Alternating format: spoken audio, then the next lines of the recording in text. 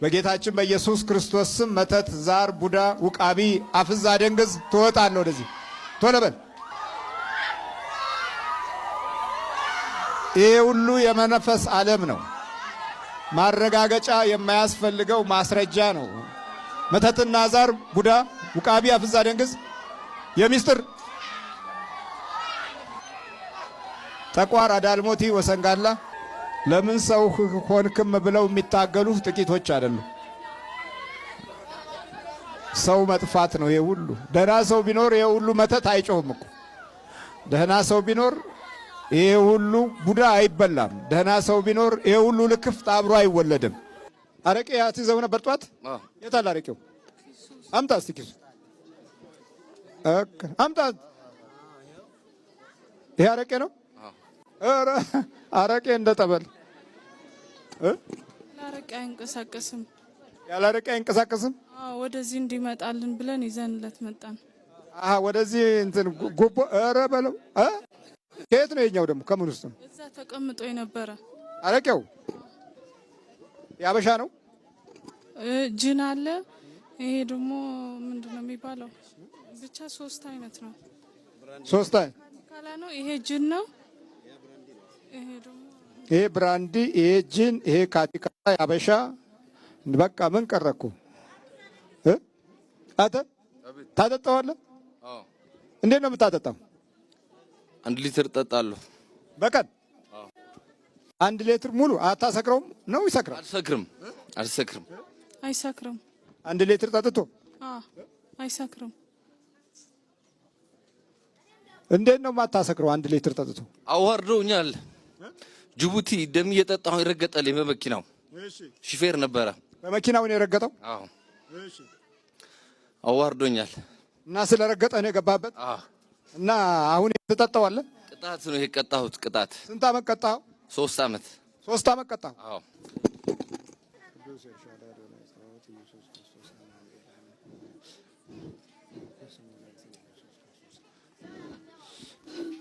እንካ ጠጣ።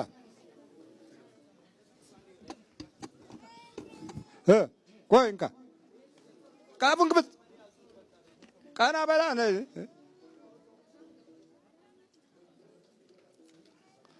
ጥሩ ነው።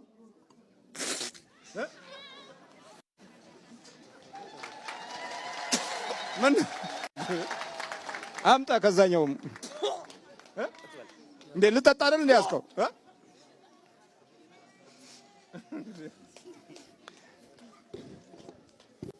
ይሄኛው ጅን ነው። ይሄኛውን በደንብ ይጠጣዋል ጅኑን። አሁን ይጠጣል። ቅዱስ ኤልሻዳይ አዶናይ ጸባኦት ኢየሱስ ክርስቶስ አማኑኤል በድንግል ማርያም ስም በቅዱስ ዑራኤል ስም በቃ ጠጣ። ዋጥ እንዳትጠባ ዋጥ እኮ እንዴ ይጠፋል እንዴ? ስማ ቀርጥት አተ ጋኔት እንዴት እንዴ ጠጣ እንጂ ለምን አልጠጣም? እኮ ትንሽ ተው።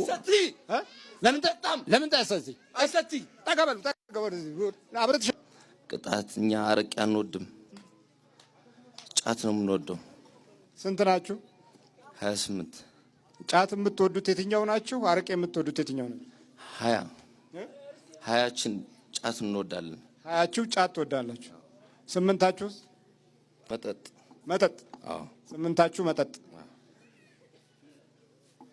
ተጋርተውታል ማለት ነው። በጋራ ነው በቃ። የጫቱ ኃይል ሌላ ነው፣ የመጠጡ ኃይል ደግሞ ሌላ ነው። ጫት የምትወዱት በምን ሰዓት እንዲቅምላችሁ? ምሳ ሰዓት፣ ሌሊቱም ይነዳል። በዚህ አብራችሁ ናችሁ? አዎ። የትኛው ጫት ነው የምትመርጡት? ያገኘ ነው። ማንኛው? የድሬዳዋ ይሻላል? አዎ። እሱን ትወዳላችሁ? አዎ። እሱ መቃም ይፈልጋል ወይስ እናንተ ናችሁ የምታስቀሙት? በፊት ሲቅም ነበር። ከዛስ? አሁን እየተቀጣ ነው በመጠጥ በመጠጥ እየቀጣ ነው። አሁን በመጠጥ ነው የምትቀጡት? ምን ያህል ታስጠጡታላችሁ? 1 ሊትር ከዛ በላይ። ከ1 ሊትር በላይ? አዎ። ምን አይነት መጠጥ? ጅን 1 ሊትር ጅን በሙሉ? አዎ። እሱ ነው የሚጠጣው፣ እናንተ ናችሁ የምትጠጡት? አብረን ነው የምንጠጣው። እና ይሰክራል? አይሰክርም? አይሰክርም። ትንሽ ነው የሚጠጣው እሱ። አይሰክርም። አይሰክርም፣ ግን እናንተ ናችሁ የምትጠጡት? አዎ። ጅኑን በሙሉ ትጨርሱታላችሁ? አዎ። ማለት እየነዳችሁ ነው የምትጠጡት? በፊት ይነዳ ነበር። አሁን ያው እናስነዳውን ቁጭ ብለን ነው የሚጠጣው። ቤት አብረን ነው የምንጠጣው። በል ተበርከክ፣ ወጥና ውጣ። እንግዲህ እንዲህ አይነት ትውልዶች ነን። አይ መንፈሳዊው መነቃቃት የለም። ስለዚህ ስለ ሰማያዊ ነገር ስለ ምድራዊ ነገር ስነግራችሁ ያላመናችሁ ስለ ሰማያዊ ነገር ብነግራችሁ እንዴት ታምናላችሁ? ስለዚህ አትቀበሉትም ያለው እኮ እንደዚህ በቃ ይሄ እኮ ነው። በቃ ትላንት ተይዞለታል። እሱም ገና መንፈሳዊ አይደለም። እሱም ገና ምንም እምነት የሚባለው ኃይል ላይ የለም። ይሄም ማየት ያለብን ብዙዎቹ ዘንድ ያለው ባህሪ እንደዚህ ነው ማለት ነው። እንደዚህ ማለት በሰይጣን አመሎቻችንና ሱሶቻችን ይበልጡብናል። የሚበልጠው ነገር ላይ ህይወታችን ያለው እዛው አመላችን ውስጥ ነው፣ እዛው ሱሳችን ውስጥ ነው እና የእግዚአብሔር ምሕረት እንኳ ቢቀርበንም ሱሳችን ያሸንፈናል። ሱሳቸው አሸንፏቸው መንፈሱ ተይዞላቸው አንዳንዶቹም መንፈሱ ወጥቶላቸው የሞቱ አሉ። ሱሳቸው አሸንፏቸው። ይሄ ማለት ምንድነው? ከሰይጣን ጋር እየተስማማ ተፈጥሮ አለን ማለት ነው። ለጥፋቱ የሚመች መንገድ ላይ ለመቆም እድላችን እና ሐሳባችን ከጥፋቱ ጋር ይስማማል። በግድ ነው። በቃ በግድ መዳን በግድ ነው። አሁን ትሄዳላችሁ? አትሄድም? ለቀው ትሄዳላችሁ? እሄዳለሁ። ምን ያህል አስጠጥቶታል ነው? ቀመስ ነው እንዴ? ሁሉንም ጨርሶታል።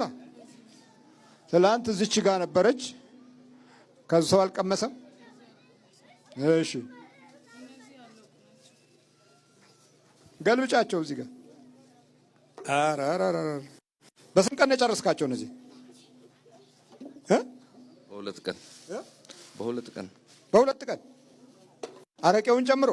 አዎ። ትላንት አረቄ ይዞ ነው የመጣው በኪሱ። እነዚህ ሶስቱ ሙሉ ሆነው ይሁን ጎደለው ነገሩ እዚህ ጎደለውን ያገኘ ነው። ሳይሞላ አይቀርም። ግን ያው በዚህ የሚንቀሳቀስ ህይወት ነው። በዚህ የተጎለተና የታሰረ ህይወት ነው። በመጠጥ እስር ቤት የገባ ነው። በመጠጥ እስር ቤት መጠጥም በመጠጣት የታሰረ ነው ማለት ነው። ሰውየው ብቻውን አይደለም፣ ደግሞም 28 እንዲህ አይነት የጥፋት መንፈሶች ትውልድን የሚያባክኑ ዝም ብሎ ቀፎው ብቻ ሰው እንዲመስል የሚያደርጉ የዚህ አይነት የጠላት ኃይል መኖሪያ የሆኑ በምሁርነት ደረጃ ሁሉ የተቀመጡ ሰዎች እንዲህ አይነት ልክፍት ሳይነካካቸው የሚያልፉበት ጊዜ አይኖርም። ምክንያቱም የእምነትን ኃይል ተቃውሞ በጎ ሆኖ መገኘት አይቻልም። የእምነትን መንፈሳዊ ጉዞ ጠልቶ እግዚአብሔርን አላምንም ብሎ ሰላማዊ ሰው ሆኖ መኖር የማይቻል ነገር ነው። በጥንውጣ አብለውጣ። ሰካራም አጋንንት ነው። ሰካራም ሰይጣን አጋንንት።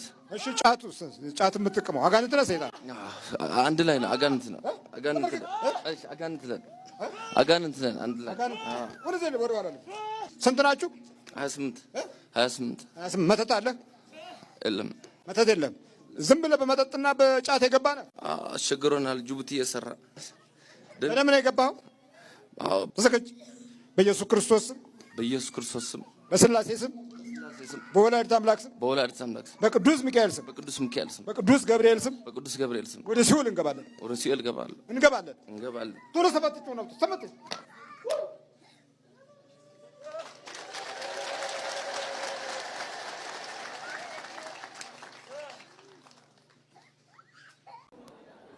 ምን አድርገን የተባልከው? ወደዚህ ፊት ምን አድርገን የተባልከው? ሁሉንም ማለት እንዴት? ሁሉንም አልገባኝም። ምላሷን ሬት አደረኩት። ምላሷን ሬት አድርግ። የምትናገረውን መራራ አደረኩባት። የምትናገረውን መራራ አደረግከው። መራራ ሌላስ? ልጅ ፍሬም ቢያልኩ ተዘጋጀች። እኔ ግን ቤቷን አዘጋጀች። ልጅ እወልዳለሁ አለች። ባዶ ቤት ትወጣለች፣ ትገባለች። ባሏን እና እሷ ለምን ባዶ አረከው? ባዶ ለምን አረከው? እንዳትደሰት ነው፣ እንዳይደሰቱ። እሺ በቃ ይኸው ነው። እሷ አዘጋጀች እወልዳለሁ ብላ። አዎ አዘጋጀች። ቤቱንም ሁሉንም አዘጋጁ። ባልና ሚስትን ያዘጋጁት ምን ልጅ ሊወልዱ። አዎ እና ውጤቱ በሁሉም ተሞከረ። መድኃኒቱም ሐኪሙም ሁሉም ተሞከረ። ሁሉ ተሞከረ። ባዶ አድርግ ነው የተባለው። አዎ መተት ነው ዛር ነው? ዛር የቤተሰብ እና አንተ ባዶ አድርግ ሳትባል እንዴት ባዶ ታደርጋለህ? አረግ ነው። ይሄኛው እንዳትናገር ስትናገርም መራራ እንድትናገር መንፈሳዊ የልደት ዝግጅት አደረጉ። ልጅ እንወልዳለን፣ እሱ ደግሞ አትወልድም ብሎ ዝግት። ሁሉም ነገር ነው የጠፋው። አንድ ጊዜ ቋንቋውንም መራራ፣ የሚፈልጉትንም ፍላጎት ዝግት። እንዲህ አይነት ጠላት ነው ያለብን። እነዚህ መንፈሶች እያሉ ደግነት አይጠበቅም። እንዲህ አይነት ጠላት እያለ የአዲስ ኪዳን ጠላት ማለት በዓመተ ምሕረት ውስጥ ዓመተ ፍዳ የሚያደርግ መንፈስ እያለ በጎ ነገር አይጠበቅም እና ዝግት ታረከው። ዝግት ስንት ዓመት? 5 ዓመት። 5 ዓመት 5 ዓመት ሙሉ ልጅ ከፈለገች ምን አገባህ አንተ እዚህ ውስጥ? ምን አገባህ እኮ ነው። ዝግት ነው እንግዲህ ስራችን። ሰይጣን አጋንንት ነው። ሰይጣን ስንት ናችሁ? 5 በል ትሄዳላችሁ። ተንበርከክ ተዘጋጁ። 5ታችሁም ሰይጣን ናችሁ። ዛር ሰይጣን ወይስ ዛር አጋንንት? ዛር ቡዳ ዛር። ይሄ ቡዳ ዛር የሚባለው ቡዳ ዛር ማለት ምን ማለት ነው? 3 አይነት የቡዳ ዛር አለ። አንደኛው ውስጥን የሚበላ፣ ሁለተኛው ውጭን የሚበላ፣ ሶስተኛው ኑሮህን የሚበላ። እየሰማኝ ነው? 3 አይነት ቡዳ ዛር አለ። ውስጥህን የሚበላ ከሆነ የሚወለዱትንም ይበላል፣ ሕሊናህንም ይበላል። ንጹህ የሆነ ነገር ካለ እሱንም እንድታጣው ያደርጋል። ባህሪህንም ይበለዋል፣ ጠባይህንም ይበለዋል። ደግ የሆነ ቦታ ላይ ክፉ ይሆንብሃል። ይሄ ከውስጥ መበላት ነው። ሁለተኛው ቡዳ ውጭ የሚበላ ነው። ውጭውን የሚበላ ከውጭ ያየኸው፣ የነካኸው፣ ያሰብከው፣ ያቀድከው እሰረዋለሁ ብለህ ስትሞክር ውጭው ተበልቷል። ሌላው ሶስተኛው ኑሮህን የሚበላ ነው። ኑሮህን ልክ ገንዘብህን የደከምክበትን ዋጋ እና አሟላለሁ ያልከውን ያሟላኸውን ነገር ይበለዋል። ለምሳሌ እንደው በቀላሉ ቆንጆ ብርጭቆ ገዝታ ብትመጣ ያ ብርጭቆ ይሰበራል። ወይም ደግሞ ጥሩ የሆነ ትዳር ከተመሰረተ ያ ትዳር ይፈርሳል። ያ ማለት ውጭውን በላው ማለት ነው። ከውጭ ይበላዋል። ከውጭ ያለው ነገር ላይ ትኩረት ያደርጋል። ገንዘብ ያገኘህ እንደሆነ ገንዘብህን ዛሬ ነገ ሳይሆን ዛሬ እንዲጠፋ ያደርገዋል። ያስከው እንዲወድቅብህ፣ ሌባ እንዲወስደው፣ እንድትጥለው፣ እንድትዘነጋው፣ እንድትረሳው፣ እንድትደብቀው ያደርግና ያስወስድብሃል። ይሄ ውጭውን የሚበላ ቡዳ ይባላል። ይሄ ዛር ቡዳ የሚባለው ክፍል ነው። ታዲያ አይነ ጥላ ቡዳ አለ አሉ፣ ልክፍት ቡዳ አለ፣ የምቀኞች ቡዳ አለ፣ በውበት የሚገባ ቡዳ አለ። እነዚህ ደግሞ የራሳቸው ባህሪያቶች አሉት። አንዳንዱ አይኑን ይበላዋል። አይኑ ተበልቶ በተበላ አይን ሲያይ ወደ ክፉ ነው የሚሄደው፣ ወደ ጠማማው ነው የሚሄደው። አይኑ ስለተበላ በጎ ነገርን አያይም፣ መልካም ነገርን አያይም፣ እድሉም አይደለም። አንዳንዱ ድምፁ ይበላል፣ ቃሉ ይበላል። ልስልስ ያሉ ድምፆች፣ ቆንጆ የሆኑ ድምፆች፣ ፍቅር የሚያሳዩ ድምፆች ካሉ እሱም ይበላል። እሱ ከተበላ በኋላ ደግሞ የሚናገረው በሙሉ ይመራል። አሁን ይሄ ምንድን ነው ያለው? መራራ አለ። በቃ ደህና አደራችሁ ሲባል አፈር ብሉ የተባለ ይመስላል። ነገሩን ይገለብጠዋል። ብዙ ጊዜ ባልና ሚስቶች እንደዚህ ሲበላሉ ቋንቋው አይግባባም። ምሳ አምጪ ሲባል ወጡ አይጣፍጥም ያለ ይመስላታል። ቋንቋን መገልበጥ ነው። በትውልዱም እንዲሁ አለ። በልጆቻችን ባህሪ ውስጥ የማይግባባ መበላላት አለ። ትምህርት ቤት ተበልተው ይገባሉ፣ ፊልም ቤት ተበልተው ይገባሉ። እነዚህ ምናምንቶቹ ጋር ጓደኝነት ሲይዙ ተበልተው ይገባሉ። እንዲህ ይሄ የመበላላት ባህሪ ነው። በመጽሐፍ ቅዱስ ውስጥ ሁሉም አይነት ሰው አይደለም። ምንድነው መጽሐፍ ቅዱስ የሚነግረን? ከአህዛብ ጋር እስራኤል እንዳትደባለቁ እግዚአብሔር አምላክ ከልክሏችኋል ይላል።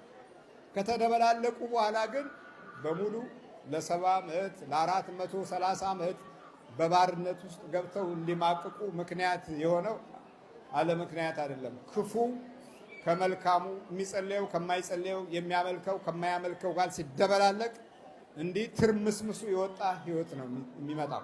በልተዘጋጅ ናንተ ማለት ግባ፣ ተነሳ፣ እዚህ ጋር ተጠጋ፣ የምትሄድ ከሆነ ተዘጋጅ።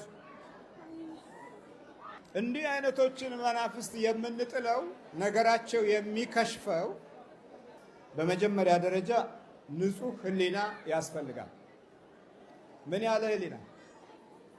ንጹህ ህሊና። በሁለተኛ ደረጃ ንጹህ ልቦና ያስፈልጋል። ንጹህ ልቦና ማለት ምን ማለት ነው? ምቀኛ ያልሆነ፣ ቅናተኛ ያልሆነ፣ ጠማማ ያልሆነ፣ ወሬኛ ያልሆነ፣ በአንደበቱ ክፉ ያልሆነ በስመ አብ ወወልድ መንፈስ ቅዱስ በሚልበት ጊዜ አምላኩ ልክ ሲጠራ ፕሮግራማቸው ስብር ይላል። ጌታውን ሲጠራ ቅዱስ እግዚአብሔር፣ ቅዱስ ኃያል፣ ቅዱስ ሕያው፣ ኤልሻዳይ፣ አዶናይ፣ ያህዌ፣ ጸባኦት እያለ ክርስቶስ አማኑኤል ከፊት ቅደም በሚልበት ጊዜ ግርድ ይልባቸዋል፣ ይጨለምባቸዋል። በጌታችን በኢየሱስ ክርስቶስ ስም የጥፋት መንፈስ ስራህን ታቆማለህ ሲለው ይቆማል። እንዲህ አይነት ታዲያ መጀመሪያውኑ ንጹህ ህሊና አለን ወይ ነው። የንጹህ ህሊና መበላሸት ከተከታታይ ትውልዱ ዘንድ እኛ ጋር ደርሶ ሸክሙ እኛ ላይ በስቷል።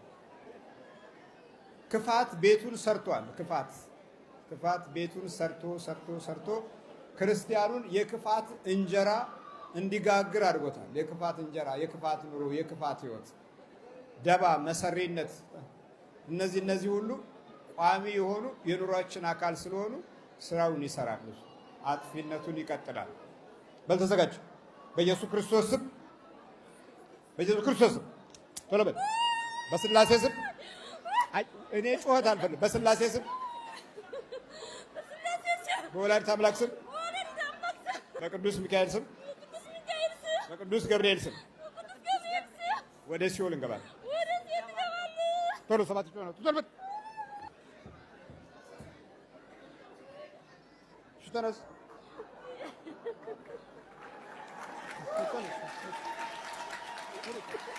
በርቺ፣ በደምብ